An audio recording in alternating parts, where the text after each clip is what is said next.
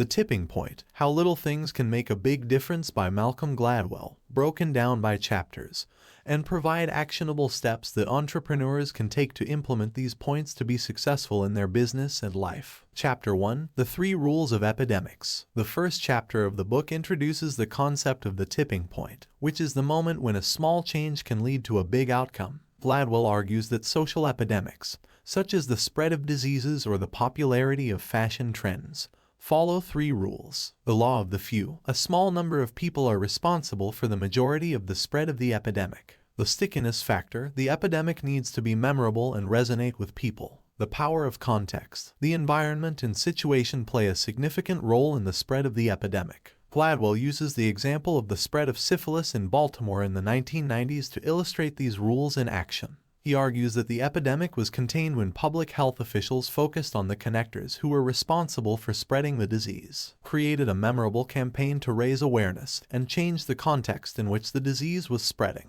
Actionable steps for entrepreneurs: identify the connectors, identify the people who are most influential in your industry or community, and focus on building relationships with them to spread the word about your product or service. Create a memorable message. Create a message that resonates with people and is easy to remember. Use visual aids, storytelling, or other techniques to make your message stick. Change the context. Change the environment or situation in which your product or service is used to make it more appealing or effective. Context and examples. One example of a company that has successfully used the 3 rules of epidemics is Apple. The law of the few is embodied by Apple's early adopters, who helped to spread the word about the company's innovative products. The stickiness factor is evident in Apple's iconic designs and marketing campaigns, which have become memorable cultural touchstones. The power of context is illustrated by Apple's retail stores, which provide a unique and immersive shopping experience that sets the company apart from its competitors. Chapter 2: The Law of the Few. The second chapter of the book focuses on the first rule of epidemics, the law of the few. Gladwell argues that a small number of people, known as connectors, mavens, and salesmen, are responsible for the majority of the spread of social epidemics. Connectors are people who have a wide network of friends and acquaintances and are able to introduce new ideas or products to a large number of people. Mavens are people who have a deep knowledge and expertise in a particular area and are able to provide valuable information and advice to others. Salesmen are people who have the ability to persuade and influence others to take a particular action. Gladwell uses the example of Paul Revere's midnight ride to illustrate the power of connectors. He argues that Revere was able to spread the word about the British invasion because he had a large network of friends and acquaintances throughout the Boston area. This allowed him to quickly and efficiently spread the news to a large number of people. Actionable steps for entrepreneurs: identify the connectors, mavens, and salesmen in your industry or community. Use social media, industry events, and other resources to identify the people who are most influential and have the largest networks. Build relationships with these people. Reach out to the connectors, mavens, and salesmen in your industry or community, and focus on building long-term relationships based on trust and mutual benefits. Provide value to these people. Provide valuable information, resources, or opportunities to the connectors, mavens, and salesmen in your industry or community to establish yourself as a valuable resource and build goodwill. Context and examples. One example of a company that has successfully leveraged the law of the few is Dropbox. The company initially grew by offering free storage space to early adopters, who were then able to invite their friends and family to use the service. These early adopters acted as connectors, spreading the word about Dropbox to a large number of people. The company also targeted mavens, such as technology bloggers and journalists, who were able to provide valuable reviews and recommendations to their followers. Chapter 3: The Stickiness Factor. The third chapter of the book focuses on the second rule of epidemics, the stickiness factor. Gladwell argues that in order for an idea or product to spread, it needs to be memorable and resonate with people. He uses the example of the children's television show Sesame Street to illustrate how stickiness can be achieved. Gladwell argues that Sesame Street was successful because it was designed to be highly engaging and memorable for children. The show used repetition, music, and bright colors to create a sense of fun and excitement, and incorporated educational content into the program. This made the show sticky, as children were able to remember and recall the lessons they learned from the show. Actionable steps for entrepreneurs. Create a simple and clear message. Keep your message simple and easy to understand, so that people can quickly and easily remember it. Use visuals and storytelling. Use visuals and storytelling to make your message more engaging and memorable. Incorporate emotion. Incorporate emotion into your message, as people are more likely to remember things that evoke strong emotions. Context and examples. One example of a company that has successfully used the stickiness factor is Nike. The company's "Just Do It" slogan is simple and easy to remember and has become synonymous with the brand. Nike also uses powerful visuals and storytelling in its advertising campaigns, which often feature elite athletes overcoming adversity to achieve their goals. This creates a strong emotional connection with the brand and makes the message more memorable. Chapter 4: The Power of Context. The fourth chapter of the book focuses on the third rule of epidemics, the power of context. Gladwell argues that the environment and situation in which a product or idea is introduced can have a significant impact on its success. He uses the example of the broken windows theory to illustrate this point. The broken windows theory suggests that visible signs of disorder, such as broken windows, can lead to more serious forms of crime and disorder in a community. Gladwell argues that the same principle can be applied to other areas of life, such as marketing and advertising. By creating a sense of order and attention to detail in an advertisement.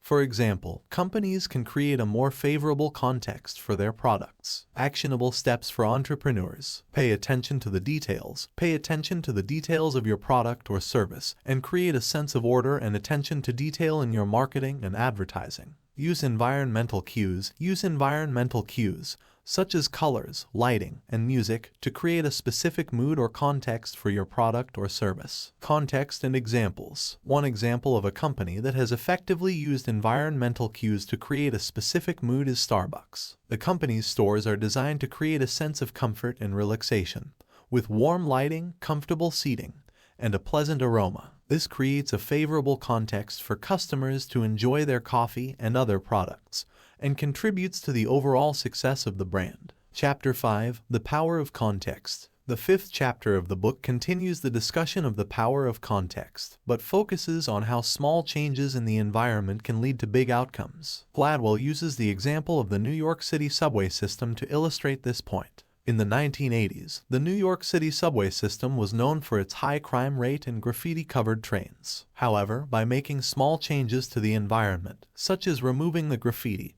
and increasing the number of police officers, the city was able to significantly reduce crime and improve the overall experience of riding the subway. Actionable steps for entrepreneurs. Identify areas for improvement. Identify areas of your product or service that could be improved through small changes in the environment. Test and experiment. Test different approaches and experiment with small changes to see which ones are most effective. Context and examples. One example of a company that has effectively used small changes in the environment to improve its product is Slack. The company's messaging platform is designed to create a sense of fun and playfulness, with features such as custom emojis and playful animations. These small details create a positive environment for communication and contribute to the overall success of the product. Chapter 6: Case Study, Rumors, Sneakers, and the Power of Translation. The sixth chapter of the book provides two case studies to illustrate the principles of connectors, mavens, and salesmen in action. Gladwell uses the examples of the Hush Puppies brand of shoes and the Sesame Street television show in South Africa to demonstrate how small changes can lead to big outcomes. In the case of Hush Puppies, the brand was on the verge of bankruptcy in the 1990s until a group of young New York City hipsters began wearing the shoes as a fashion statement.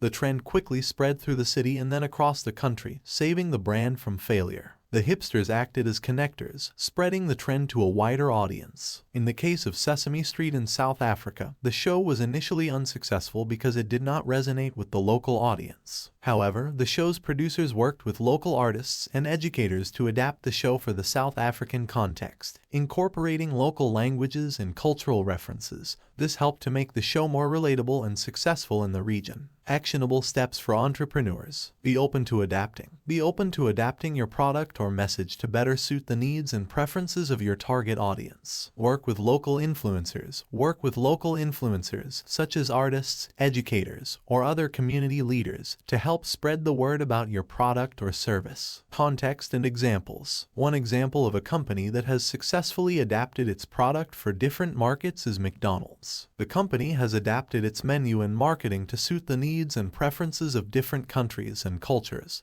such as offering vegetarian options in India and using different advertising campaigns in different regions. Chapter 7. Case Study, Suicide, Smoking, and the Search for the Unsticky Cigarette. The 7th chapter of the book provides a case study to illustrate the principles of stickiness in context and action. Gladwell uses the example of the anti-smoking campaign in the United States to demonstrate how changes in the environment and messaging can lead to significant shifts in behavior. Gladwell argues that the anti-smoking campaign in the United States was successful because it used a combination of emotional messaging, such as the Truth campaign's focus on the deceptive tactics used by cigarette companies, and changes in the environment, such as increased taxes on cigarettes and restrictions on smoking in public places. Actionable steps for entrepreneurs. Focus on emotion. Use emotional messaging to create a stronger connection with your audience. Consider changes in the environment. Consider changes in the environment or regulation that could impact your product or service and adjust accordingly. Context and examples. One example of a company that has successfully adapted to changes in the environment is Airbnb.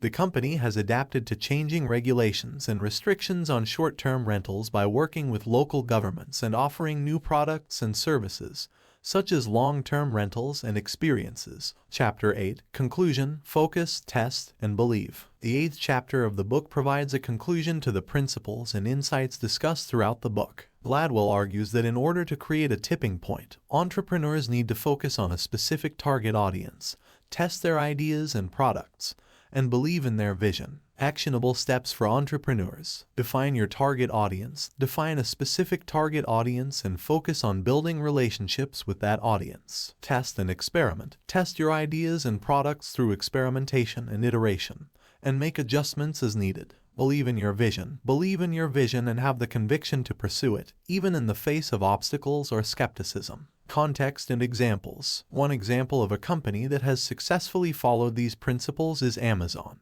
The company initially focused on selling books online to a specific audience, and then gradually expanded its product offerings based on customer feedback and experimentation. Amazon's founder, Jeff Bezos, also had a strong vision and belief in the company's potential, which helped to drive its success.